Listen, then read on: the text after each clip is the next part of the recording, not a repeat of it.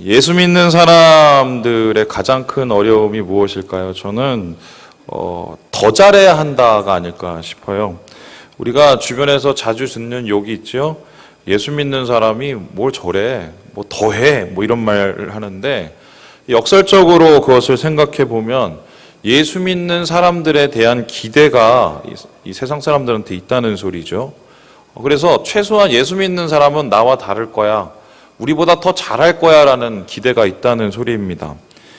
본문에서 바울이 빌립보 교인들에 대해서 권면하기를 너희 관용을 모든 사람에게 알게 하라 라고 얘기를 하고 있는데, 여기서 관용이라는 맛은 너그럽다 혹은 뭐 친절하다, 온유하다 라는 뜻입니다. 그래서 오늘 빌립보 교인들에게 바울이 뭐라고 얘기하느냐, 좀 참아줘, 좀 품어줘, 좀 용서해줘, 이렇게 얘기를 하고 있는 거예요. 결국 세상 사람들에게 그리고 주위 이웃들에게 더 잘하라고 지금 바울이 얘기를 하고 있는 것이지요.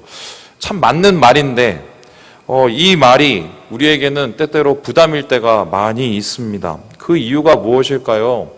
여유가 없기 때문이죠. 마음의 여유가 없기 때문에 관용도 좀 마음이 편하고 뭐 기뻐야 뭘 해먹는데 먹고 살기도 힘들죠. 예수 믿기도 힘들죠. 신앙생활하기도 힘든데 거기에 더 잘하라고 하면은 마음이 어려운 거예요. 예배 드리러 다른 사람들 자고 있을 때 쉴 때 나오지요. 헌금도 내야 되지요. 그것도 10분의 1을 뚝 잘라내라고 하지요. 거기다가 집에서 안 하는 청소나 설거지까지 교회 와서 해야 되니까 이러기도 힘들단 말이죠. 그런데 여기에 더 잘하라고까지 얘기를 하면은 어떻게 보면 짐 위에 짐 하나를 더 얻는 격이 되어버리는 거 아니겠어요?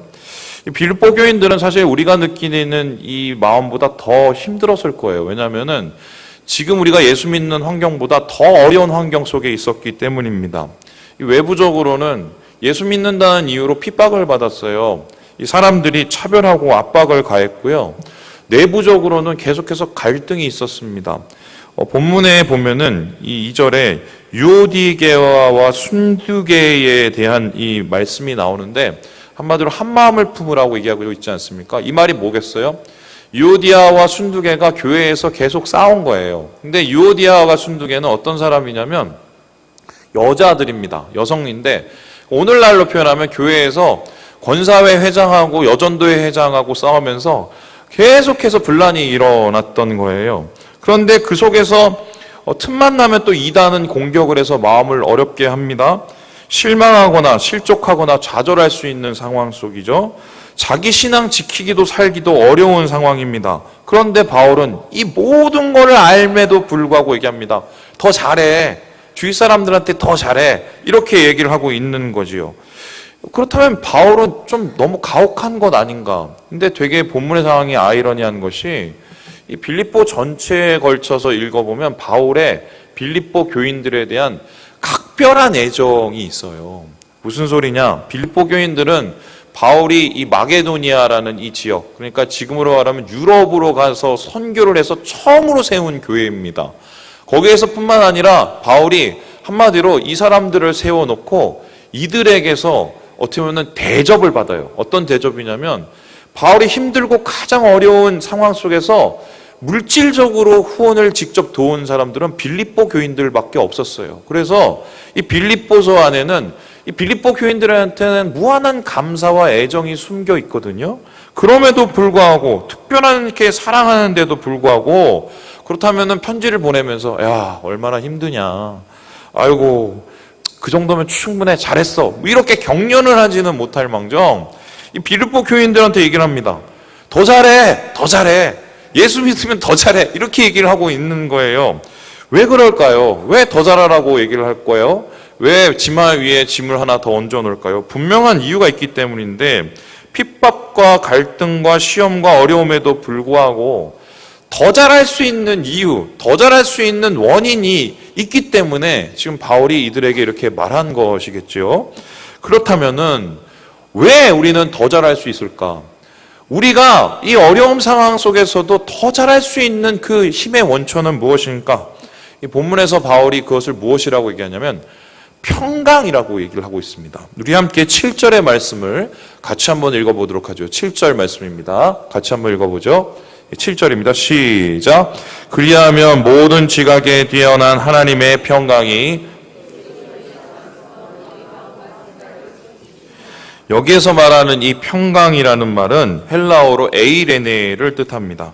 우리에게 더 친숙한 단어가 있는데 여러분 기억하시죠? 샬롬 아세요? 샬롬? 이 샬롬은 히브리어고요. 에이레네는 헬라어입니다. 히브리어 성경 샬롬이 헬라어로 번역이 되면 에이레네가 돼요. 이 샬롬이라는 말은 유대인의 전통적인 인사였습니다. 우리로 표현하자면 안녕하세요 정도인데, 안녕하세요 우리가 왜 물어요? 지난밤에 별일 없었어요? 무사해요? 이런 뜻인데, 오죽 우리나라의 이 역사 가운데 굴곡이 많고 고난이 많았으면 아유 무사하셨어요? 이렇게 질문을 해보겠어요? 마찬가지로 유대 역사도 비슷하지요. 계속해서 전쟁이 있었고 고통 많았고 분란이 있었고 굴곡이 많았습니다. 그래서 이 샬롬이라는 말, 이 에이레네는 말은 유대인들에게 굉장히 특별한 단어였어요. 정말 평강이 원해지는 시대였기 때문입니다. 그래서 이 에이레네라는 단어를 한마디로 표현하면 뭐냐? 전쟁의 종식, 전쟁이 끝난 것을 뜻해요. 전쟁이 끝나고 이제 새로운 평화가 찾아오는 그 상태, 그 완전한 상태를 에이레네라고 합니다. 본문에서 바울은 이 평강이 우리를 지킨다. 평강이 바로 이 모든 것을 가능하게 하는 힘이다라고 얘기했는데, 이 평강을 하나님의 평강이라고 말하고 있습니다. 무슨 뜻인가요? 이 평강의 기원이 하나님으로부터 나온다는 것이죠. 그래서 바울이 누리고 있는 이 평강은 바로 하나님이 주시는 평강이다. 나는 이 평강으로 더 잘할 수 있고 너희도 이 평강을 누리면 더 잘하게 된다라고 얘기를 하고 있는 거예요. 그런데 오늘 바울은 이 빌립보서 4장 7절에서 이 평강을 좀 특이하게 표현하는데요. 그게 뭔지 아세요? 파수꾼이에요. 파수꾼. 여러분 오늘 여기 이 단어에 보면은 지킨다라는 말이 나오는데, 이 지킨다는 말이면 군인들이 경계를 서면서 이 성 위에서 적군이 오나 안 오나 적군의 침입에 대비해서 경계를 서는 그 장면을 뜻합니다.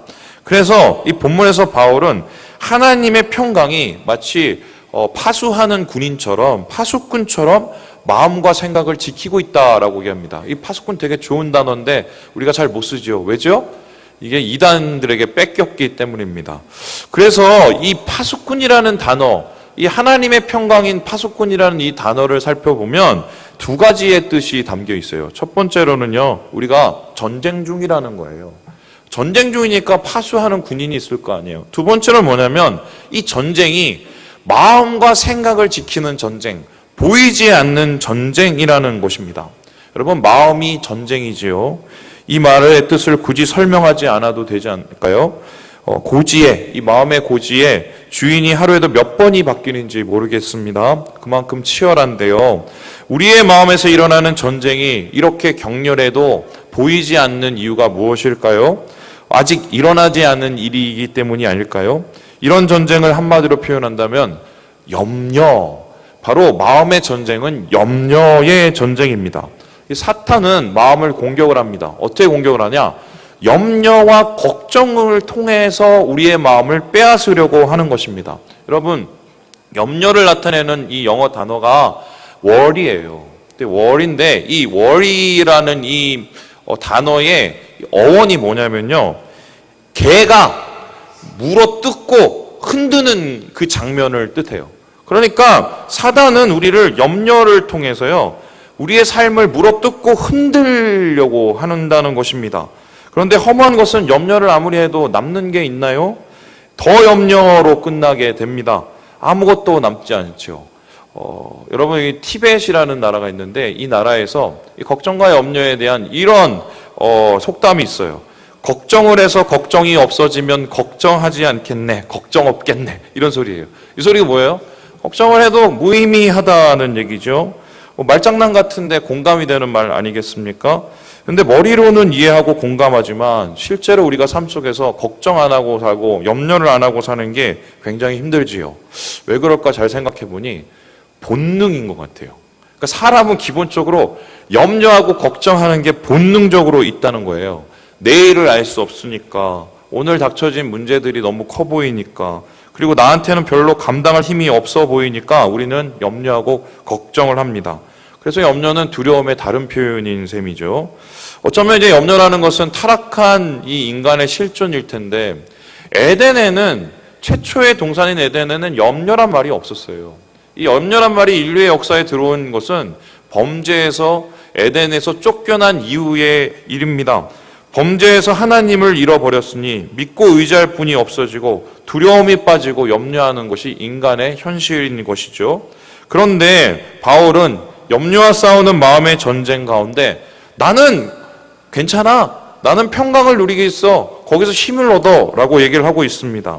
그래서 이 바울은 한마디로 내 안에 있는 평강이 나의 힘의 근원이다 라고 얘기하고 있는데, 말은 쉬운데 믿음 좋은 바울이니까 가능한 말 같이 우리가 느껴지지요. 그런데 바울 사람이고요.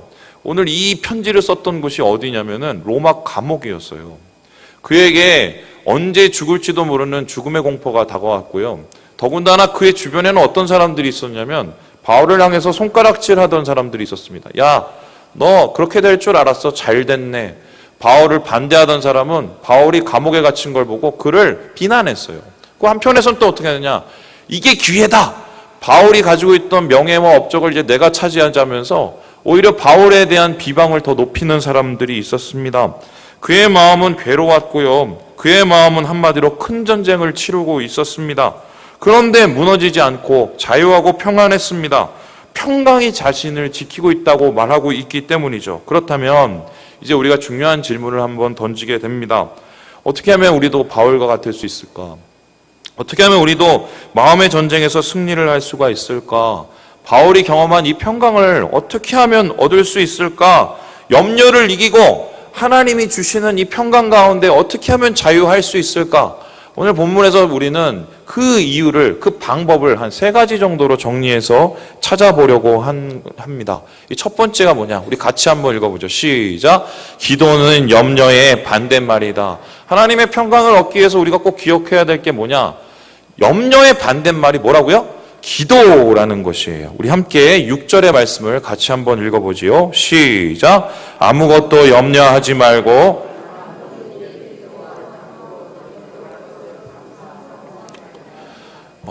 이 말씀에서 바울은 염려하지 마라 라고 했어요. 그리고 더불어서 뭐라고 합니까? 기도해라 라고 했어요. 그러면 이 말을 보면 염려의 반대말은 뭐가 돼요? 기도가 돼요. 오카는 목사님께서 생전에 염려에 대해서 설교를 하시면서 이렇게 비유를 하셨어요. 여러분 자동차 타신 분 아닌데, 자동차는 핸들이 있고 악셀이 있고 브레이크가 있고 또 기어가 있습니다. 근데 염려라는 것은 뭐냐? 기어를 중립에 놓고 계속해서 악셀을 밟는 거라는 거예요. 시끄럽고 막 힘은 엄청 들어가는데 자동차는 전혀 나가지를 않습니다. 그래서 한마디로 아무리 염려해도 변하는 것이 없다는 소리죠. 그래서 예수님께서는 오죽하면 마태복음 6장에 이렇게 얘기하셨죠. 너희 중에 누가 염려함으로 그 키를 한 자라도 더할 수 있느냐. 아무 쓸데없는 짓 하지 말라는 소리입니다. 쓸데없는 짓이 바로 염려라는 것인데, 이것을 알면서, 이 말씀을 너무 잘 알면서 우리는 쓸데없는 짓에 정력과 시간을 빼앗기지요. 기도를 해야 이 염려를 이기고 쓸데없는 시간을 주님 안에서 쓸데있는 시간으로 바꾸는데, 우리는 기도가 정말 너무 어렵습니다.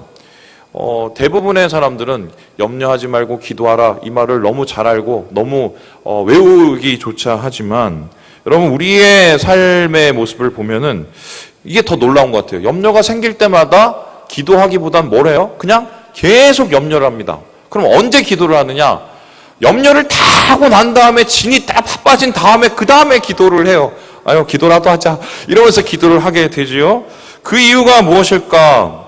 염려가 앞에서 인간의 본능이라고 얘기한다면, 기도는 무엇이냐면 인간의 결단이 필요한 거예요.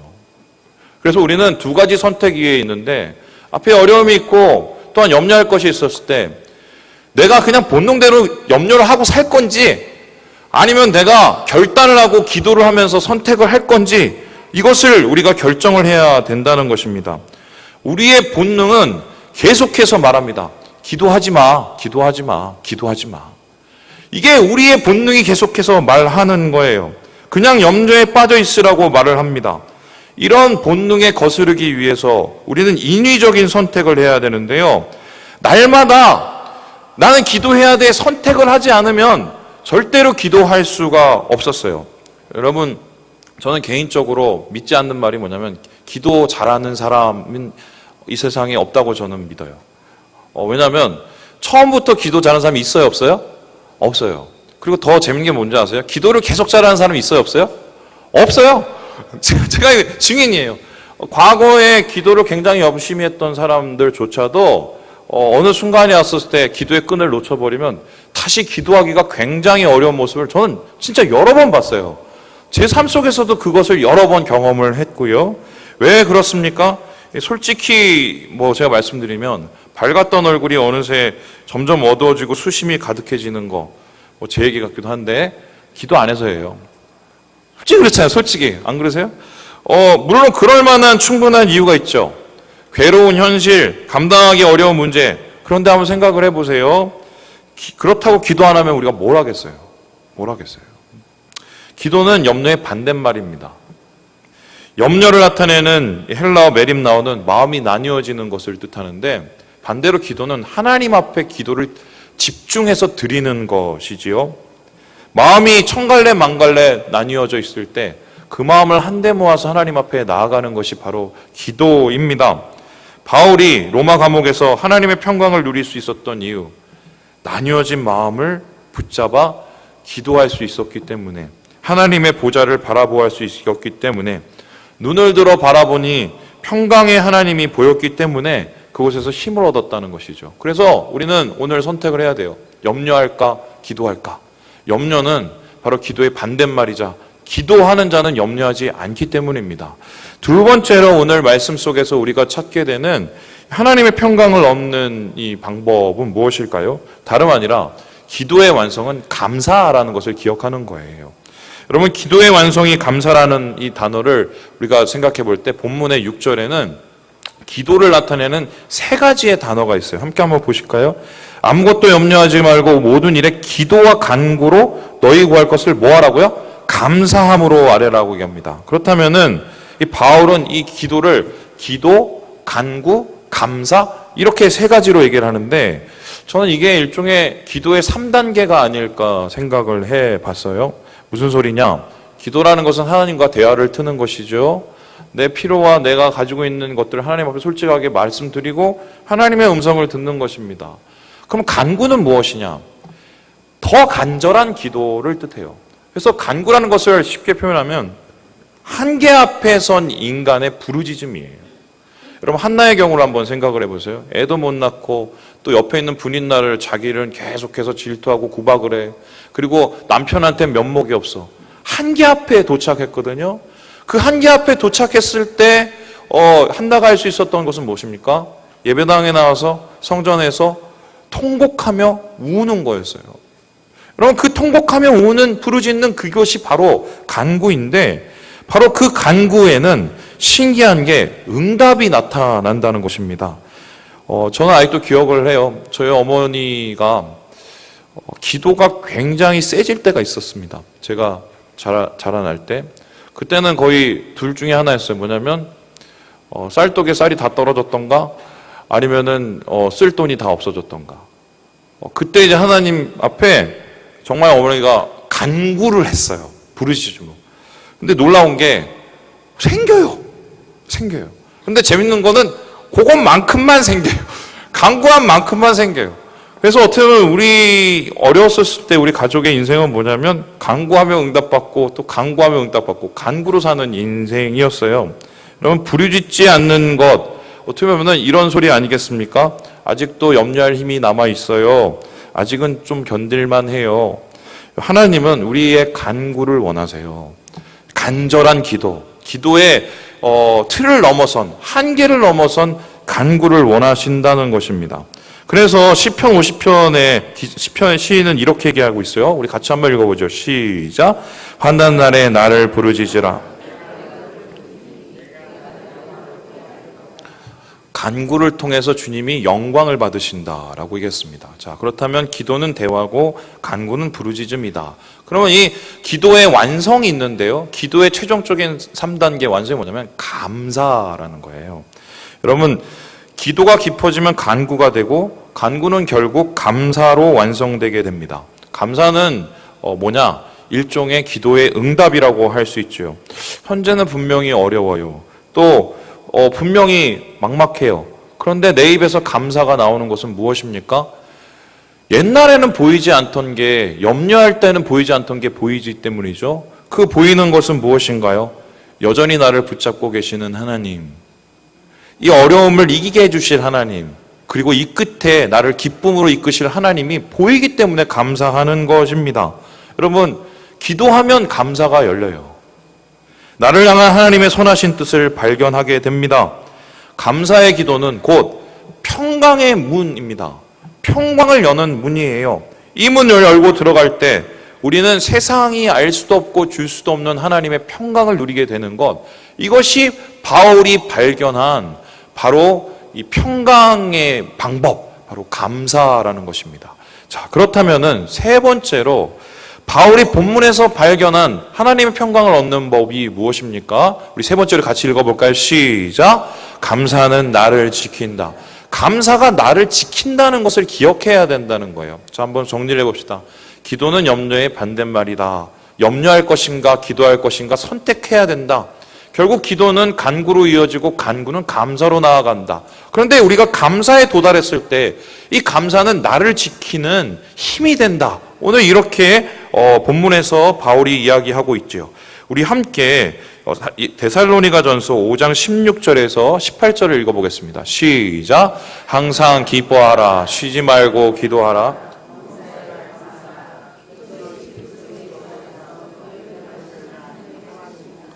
이 말씀에서도 우리가 보듯이 기도의 이 절정은 감사인 것을 확인할 수 있습니다. 우리 너무 잘 아는 말씀이죠. 그런데요, 여러분, 이 말을 제가 한번 뒤집어 볼게요. 뒤집어 보면 되게 무서워져요. 한번 해볼게요. 항상 기뻐하라. 쉬지 말고 기도하라. 범사에 감사하라. 이거 한번 뒤집어 볼게요. 항상 낙심하라. 쉬지 말고 염려하라. 범사에 불평하라. 이것이 너희를 향한 사탄의 계획이다. 맞죠? 그러니까 사탄은 계속해서 우리를 어떻게 노략질하고 있느냐? 기쁨 대신에 낙심하게 만들고, 기도 대신에 염려하게 만들고, 감사 대신에 불평하게 만든다는 것입니다. 여러분, 우리 사회 가운데 지금 많은 이 잔혹한 범죄들이 이어지고 있습니다. 예전에 이 정도까지는 아니었거든요. 심지어 이 어린아이들까지도 이 잔혹한 범죄를 서슴지 않고 있어요. 그런데 왜 이렇게 되었는가? 여러 가지의 이유가 있겠지만 전 그 중에 하나를 감사를 잃어버렸기 때문이라고 생각을 해요. 분명히 예전보다 더 잘 사는 건 맞아요. 분명히 예전보다 우리가 더 잘 먹는 것도 맞죠. 그럼 우리가 더 감사하고 사는 것인가? 아니죠. 솔직히 이 사회는 불평과 원망을 부추기는 사회입니다. 물론 불평과 원망을 통해서 발전하고 개선해 나가는 건 좋아요. 하지만 불평과 원망에 빠져 있기만 하는 인생은 그냥 결과적으로 망할 뿐이에요. 왜냐하면 사단이 그렇게 우리를 마음을 노략질하고 있기 때문입니다. 이 미국 대통령의 주치의로 활동했던 이 딘 오시딘이라는 심장병 박사가 있었습니다. 근데 이 사람이 건강에 대해서 다음과 같은 얘기를 썼어요. 우리 같이 한번 읽어보죠. 시작! 건강에 영향을 미치는 의학적 변수는 부지기수로 많지만 감사보다 긍정적인 효과가 큰 요인을 보지 못했다. 다이어트, 흡연, 운동, 스트레스, 유전적 특징, 약물 처방, 외과 시술 등을 모두 비교해 봐도 감사하는 태도와는 비교도 안 된다. 이게 이 심장병 학자의 결론이었습니다. 무슨 소리예요? 이 감사가 육신의 건강을 지킨다는 거예요. 제가 그래서 운동을 안 하는지 모르겠어요. 왜냐하면 다이어트 하면 살이 빼고 술 안 먹고 또 금연하고 이래도 결론적으로 우리 마음에 감사가 사라지게 되면 건강을 찾기는 되게 힘들다는 소리인데요. 이렇게 우리의 육신을 건강을 지켜주는 감사는 육신뿐만 아니라 영적인 건강을 지켜주시게 되죠. 왜입니까? 감사는 하나님의 평강이 활동하는 운동장이기 때문이에요. 우리가 하나님 앞에 감사를 할 때 하나님께서는 그 감사를 통해서 평강을 짊어지시고 우리의 마음 가운데 들어오게 됩니다. 그리고 우리의 삶 속에서 어려움과 힘든 상황들이 많이 있지만 그것을 하나님께서는 평강으로 녹이시고 평강으로 힘을 주시고 더 잘할 수 있는 능력과 힘을 우리에게 주신다는 것이지요. 여러분, 그렇다면은 우리가 이렇게 얘기를 해볼 수 있어요. 감사는 우리를 지킨다. 그래서 무조건 감사해야 된다. 우리 따라해볼까요? 무조건 감사하자. 무조건 감사하자. 그런데 여러분, 저를 아시겠지만 저는 이 감사에 대해서는 우리 한국교회 목사님 중에 거의 낙제점에 되지 않을까 싶은 사람이에요. 왜냐하면 되게 현실적인 사람이라 먼저 어떨 때는 제 머리를 좀 떼버리고 싶을 때가 있는데요. 어떤 상황이 되면은 막 걱정과 염려가 막 산더미 같아서 잠이 안 올 때가 많아요. 특별히 교회에 대한 그 부분은 더욱더 심한데요. 그런데 무조건 감사하자. 말은 쉬운데 무조건 감사하는 게 어디 실제적으로 우리의 삶 속에서 이러기 되게 어렵잖아요. 근데 제가 이 부분에 대해서 고민을 하다가 이 감사 기도를 하나 발견을 했어요. 그 감사 기도가 뭐냐면 바로 청교도들이 하나님 앞에 드렸던 감사 기도입니다. 제가 한번 읽어 드릴게요.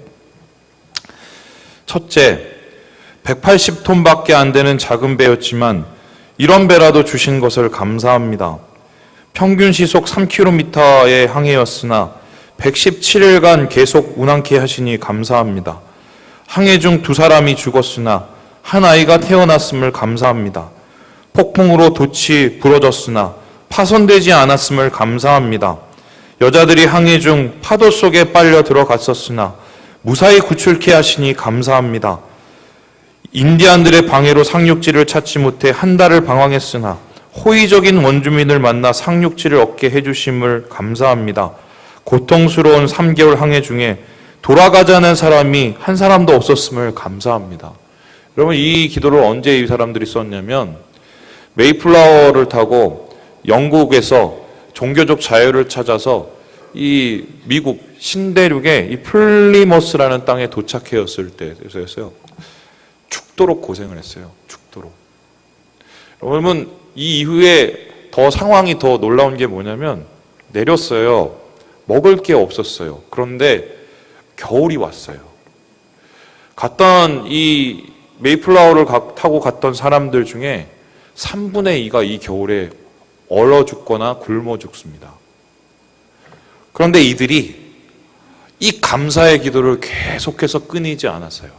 그리고 나중에 이 감사로 추수감사절 예배를 드리게 되고 또 그 가운데 청교도의 나라인 미국을 세우게 됩니다.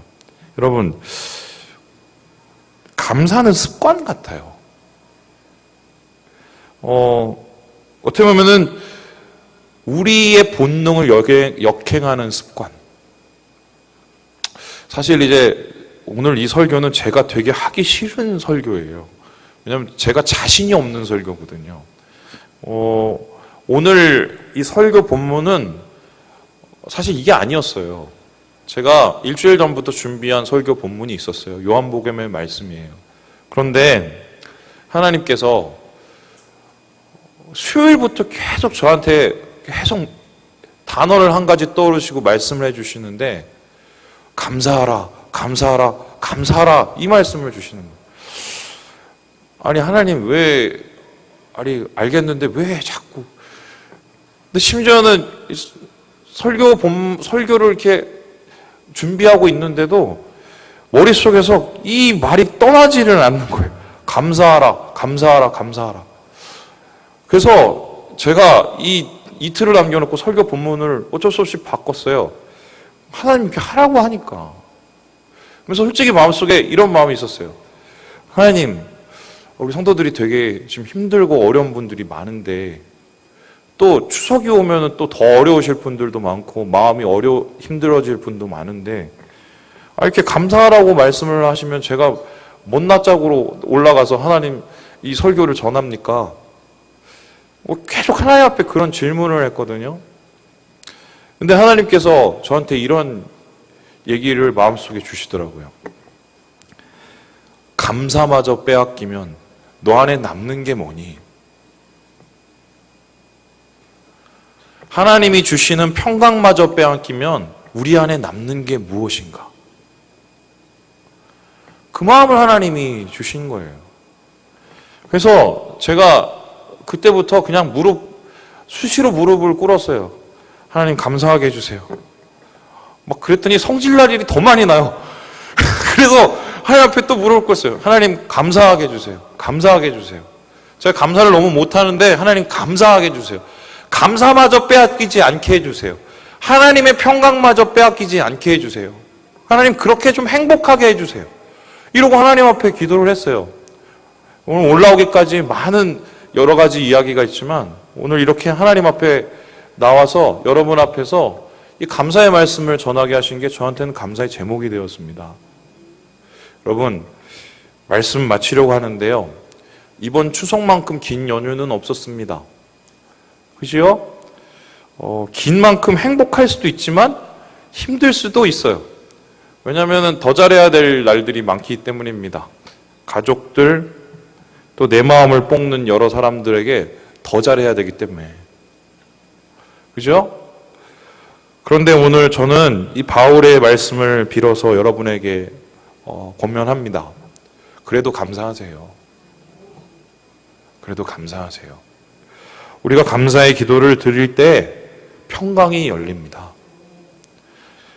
아무것도 할 수 없지만 하나님 앞에 무릎으로 감사로 나갈 때 세상이 알 수도 없고 줄 수도 없는 평안을 하나님이 우리에게 선물해 주세요. 항상 기뻐하고 기도하고 감사하는 성도가 됩시다. 감사로 평강의 문을 여는 이 한 주 주님과 함께 기쁨을 누리는 한 주가 되시기를 주님의 이름으로 축원합니다. 기도하겠습니다.